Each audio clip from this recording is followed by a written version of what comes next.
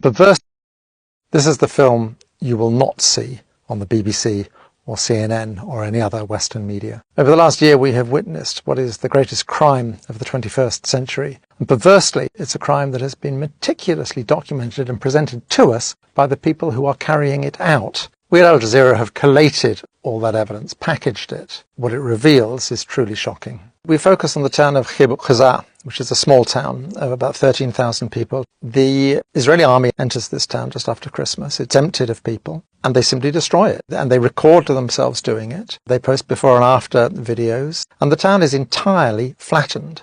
There is no precedent for this in the whole history of the Israeli army. We have become addicted to explosions. The willful destruction of civilian property for punitive reasons, or even perhaps to create a buffer strip, is illegal. You can't do that. It's against international law. And they're doing it, and they're recording it, and they're putting it on Facebook. And we know the names of the soldiers and the commanders who did it. They go into the homes of Palestinians, and they're often clearly staying there, and they just smash them up. And they film themselves smashing them up.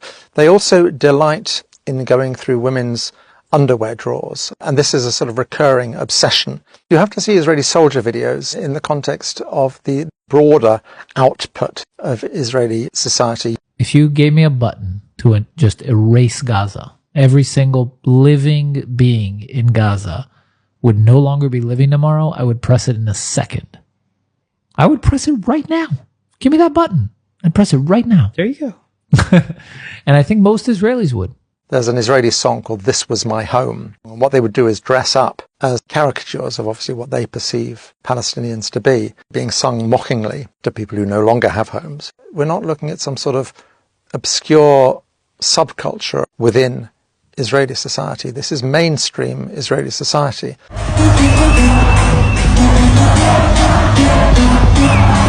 When people tell you who they are, believe them.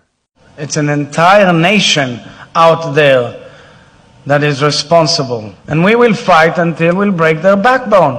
972 magazine carried a story about how the Israelis were using AI, artificial intelligence, for targeting. Essentially, they had a problem. They wanted a rate of strikes in the Gaza Strip, which human computation couldn't keep up with. They needed to use AI to identify these targets. They're using people's phones and their social media, any information at all they can scrape about them, and then they track them through their phones. So who are they talking to on their phone? Who are they simply near as they're carrying their phones around?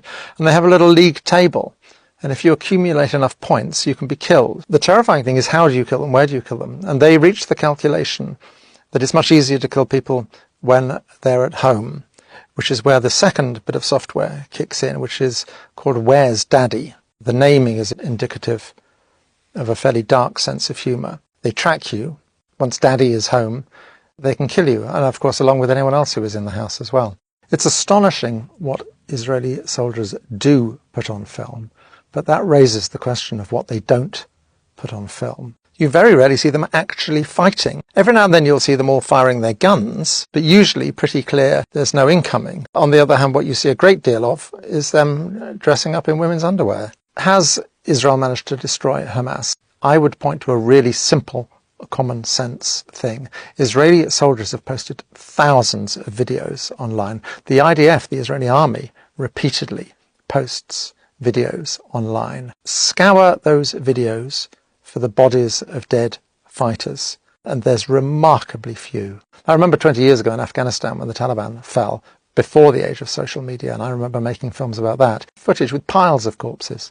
It's extraordinary how few dead Hamas fighters we are seeing. Another extraordinary facet of this conflict is the repeated attacks on hospitals. They have assaulted every single one of the 36 hospitals in the Gaza Strip. We have the films of Mohammed al-Halou, a remarkable young journalist who really chronicled the whole story of the Nasser hospital. The Israelis are very keen to drive people taking refuge in the hospital out, to force them further south. They send a messenger into the hospital to order the people there to leave, and they use a detainee And they've made it quite clear to him. They know who his mother is, where she is, and that she will be killed if he does not return. So he does return. They send him back because the people still aren't leaving. People aren't leaving because they don't trust the Israelis. One of the few people who does leave is his mother. She follows him out with a small group of other people, and he's killed in front of her eyes, having used him as a messenger, as a human shield, effectively. They simply shoot him. They shoot him 3 times in front of her eyes and kill him.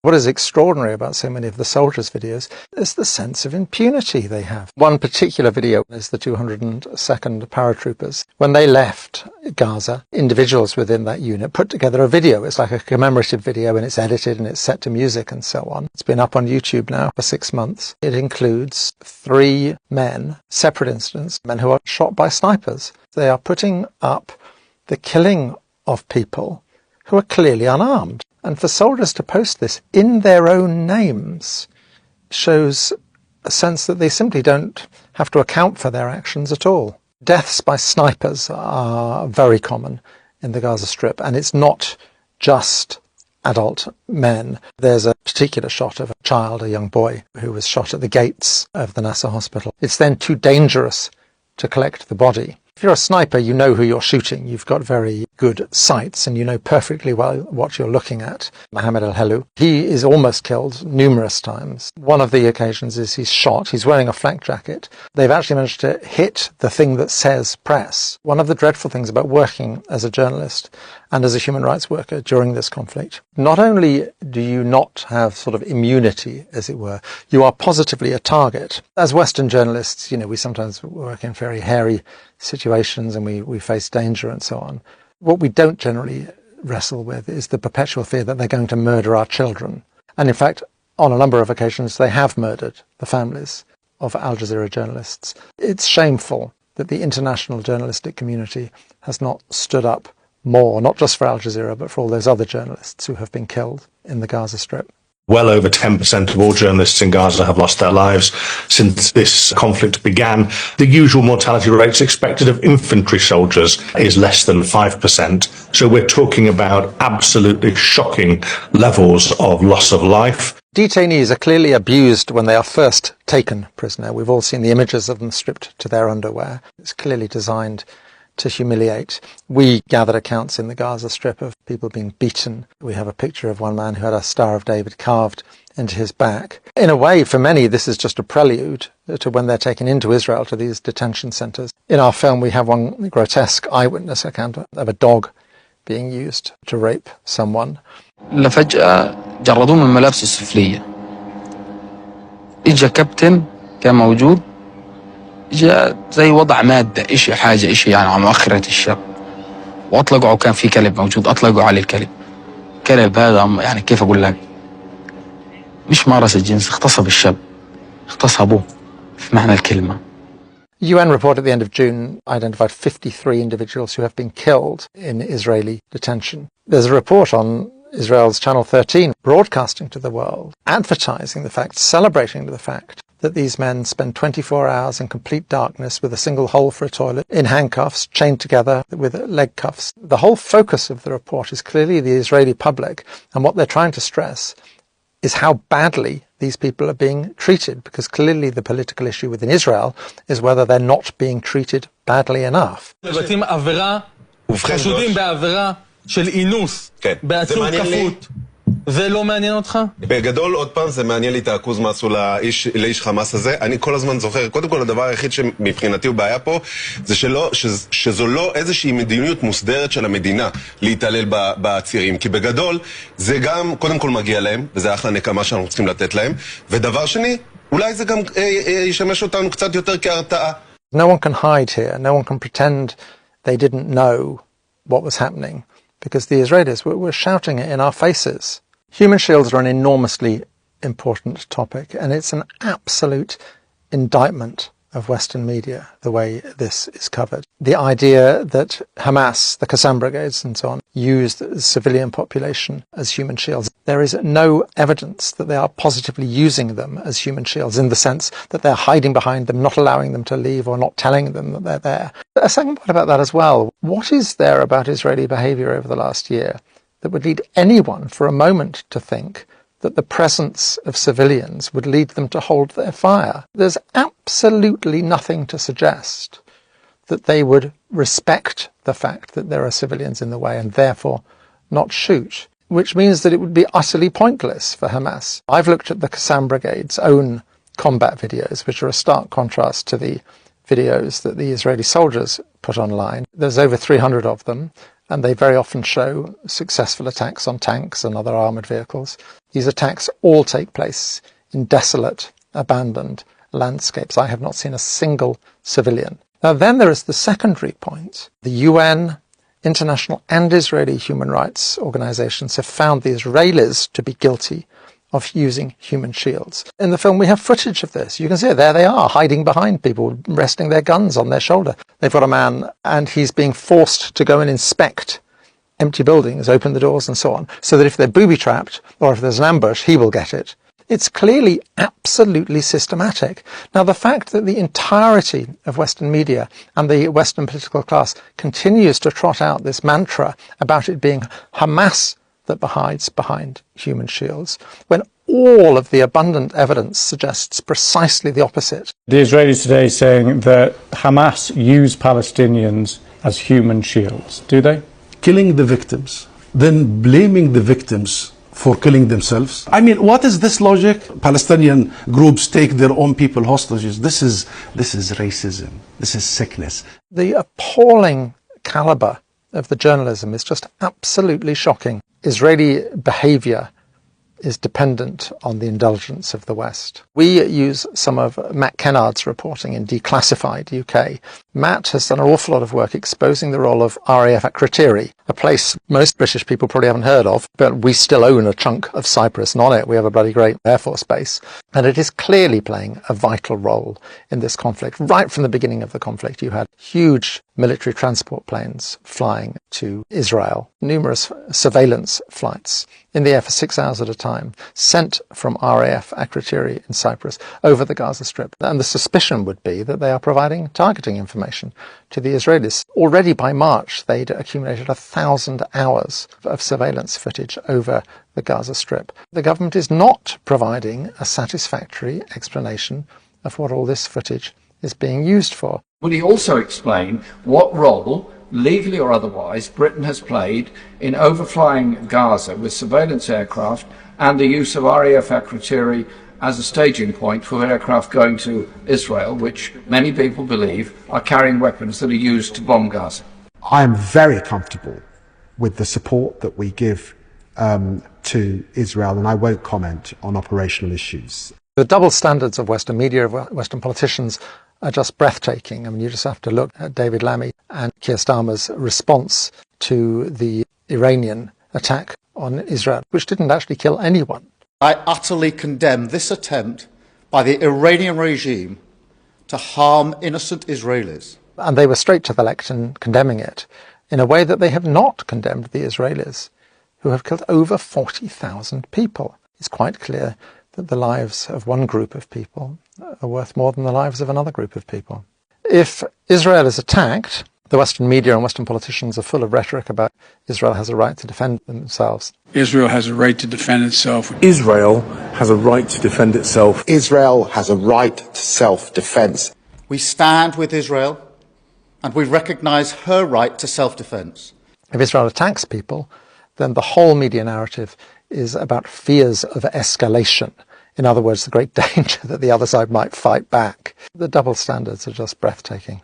One way in which we're sort of liberated at Al Jazeera is we don't have to buy into this bogus two-sidesism, this bogus sort of equivalence. There is no equivalence between, on the one hand, an all-powerful occupying power building illegal settlements on Palestinian land, and on the other side, a prostrate, helpless, powerless people. There's no moral, political or military equivalence there. But also, on October the 7th, 2 babies are killed, which is dreadful, it's appalling.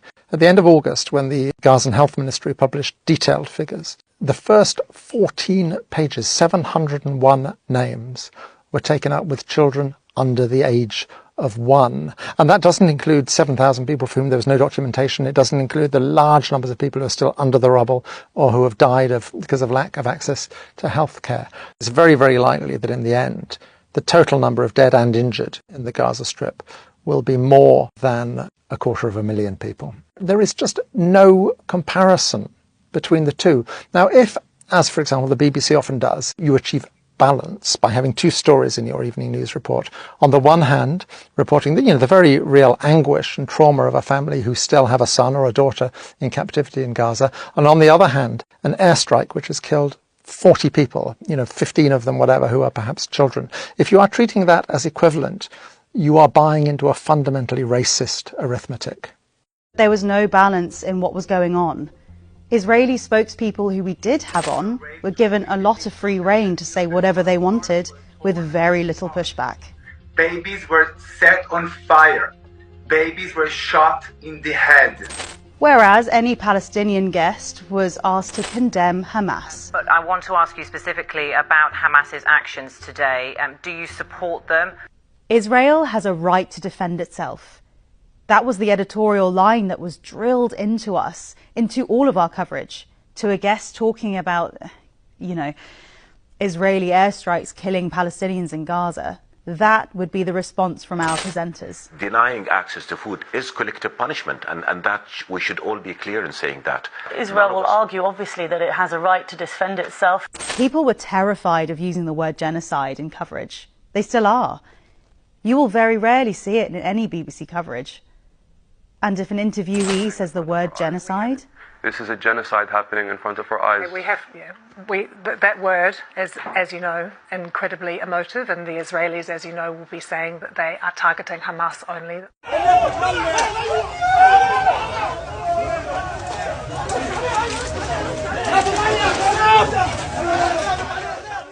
No one can say they didn't know. The Israelis could not have made it clearer to us what they were doing in their rhetoric, social media they were posting, and what their own media was saying, that this was an exercise in ethnic cleansing, quite possibly an exercise in genocide. They were making it abundantly clear to us. And if we are ignorant, we are willfully ignorant. When people tell you who they are, believe them. And the Israelis have certainly told us who they are over the last year. The experience of the last year is testimony to the inadequacy of traditional media in the West, which seems simply to be unable to tell this story as it really is. And it highlights more than ever the need for independent media, outlets like Double Down News. And I would urge you to support Double Down News on Patreon. This is the film you will not see on the BBC or CNN or any other Western media. Over the last year we have witnessed what is the greatest crime of the 21st century. And perversely, it's a crime that has been meticulously documented and presented to us by the people who are carrying it out. We at Al Jazeera have collated all that evidence, packaged it. What it reveals is truly shocking. We focus on the town of Gaza, which is a small town of about 13,000 people. The Israeli army enters this town just after Christmas. It's emptied of people, and they simply destroy it. And they record themselves doing it. They post before and after videos, and the town is entirely flattened. There is no precedent for this in the whole history of the Israeli army. We have become addicted to explosions. The willful destruction of civilian property for punitive reasons, or even perhaps to create a buffer strip, is illegal.